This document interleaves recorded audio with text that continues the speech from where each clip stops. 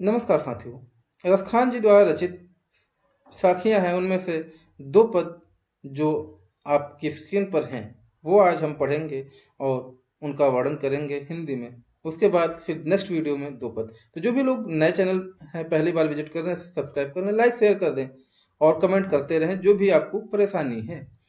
चलिए शुरू करते हैं। मानुष हो तो वही रसखान, बसो ब्रज गोकुल गांव के ग्वारन।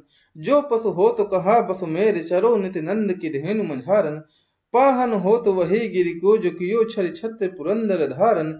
जो खग हो तो बसेर, करो मिल कालिंद कूल कदम्ब की डारन। ये पहला पद हम लोगों ने पढ़ा।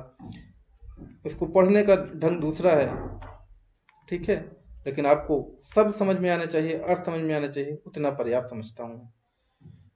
मानुष हो तो वही रसखान, बसो ब्रज गोकुल गांव के ग्वारन। रसखान जी कहते हैं कि अगर मनुष्य का जन्म मिले, मानुष मतलब मनुष्य, हो मतलब है, और रसखान खुद स्वयं कह रहे हैं कि बसे ब्रज गोकुल गांव के ग्वारन। कह रहे हैं कि अगर मनुष्य का जन्म मिला है तो हे प्रभु, मुझे हमेशा ही ब्रज के गोकुल गांव में ही एक ग्वाला बना करके ही जन्म देना। जो पशु हो तो कहा बस मेरे, चलो नित्यानंद की धेन में जान। कह रहे हैं कि जो पशु हो, मतलब पशु मतलब जानवर, अगर मुझे जानवर की शक्ल में पैदा करना है, जानवर के स्वरूप में पैदा करना है, तो हे प्रभु मुझे ऐसा रूप देना, ऐसा मौका देना कि मैं हमेशा नंद जी की धेनु मतलब होता है कि गाय, और मझा मतलब होता है उनकी जो मंडली होती है गायों की, जो ठीक है, गायों का जो झुंड होता है, मुझे ऐसा मौका देना कि मैं नंद जी की गायों के बीच में ही चलता रहूं।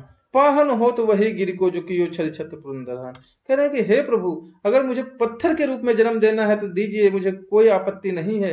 लेकिन हे प्रभु, मुझे अगर पत्थर के रूप में ही जन्म देना है तो मुझे ऐसा जन्म दीजिएगा कि मैं गोवर्धन पर्वत पर एक पत्थर के रूप में जन्म लूं, जिसे खुद स्वयं प्रभु ने अपनी कान्य उंगली पर टेका था।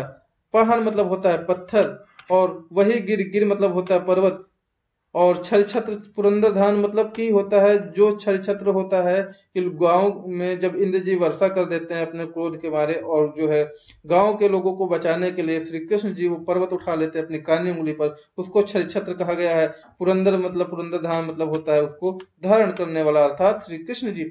जो खग हो तो बसेर, करो मिल कालिंद कूल कदम्ब गिरान। की हे प्रभु, अगर आप हमें पक्षी के रूप में जन्म देना चाहते हैं तो भगवान, मेरा बसेरा सिर्फ कालिंदी के पास जो कदम्ब के पौधे लगे हुए, कदम्ब के जो पेड़ या वृक्ष लगे हुए हैं, उसी की डालियों में बसेरा करने को मिले, मैं ऐसा आपसे वरदान चाहता हूं। तो ये कुछ लाइनें हैं, इनका जो अर्थ है ये इस तरीके से है।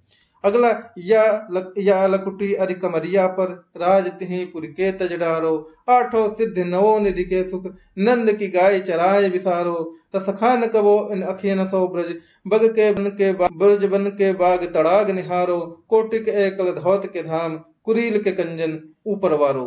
ये दूसरा पद है। कह रहे कि या लकुटी अरे कमरिया, लकुटी मतलब होता है आपकी जो लटकन होती है, जो कमर में पहनी जाती है, और मतलब, और कमरिया मतलब कमर पर, राज तिहु मतलब तीनों लोगों के राज, पूर्व मतलब होता है उस पर, तज डारो मतलब जो है तज दे, मतलब डाल दें।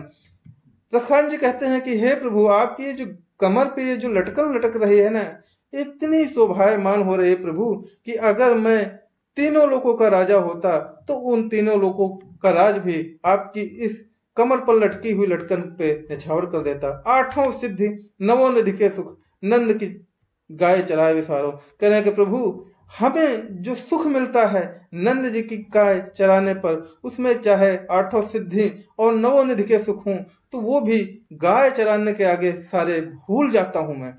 रसखान का वो इन अखियन से, ब्रज के बनवाग तड़ाग निकालो। रसखान जी कह रहे हैं कि हे प्रभु, जब मैं गाय चराने जाता था, नंद बाबा की गाय चराने जाता था, तो इस ब्रज के, ये जो ब्रज है, यहाँ के जितने वन थे, बाग थे, और तड़ाग मतलब तालाब थे, सब हमने इन अखियों से देखा है प्रभु।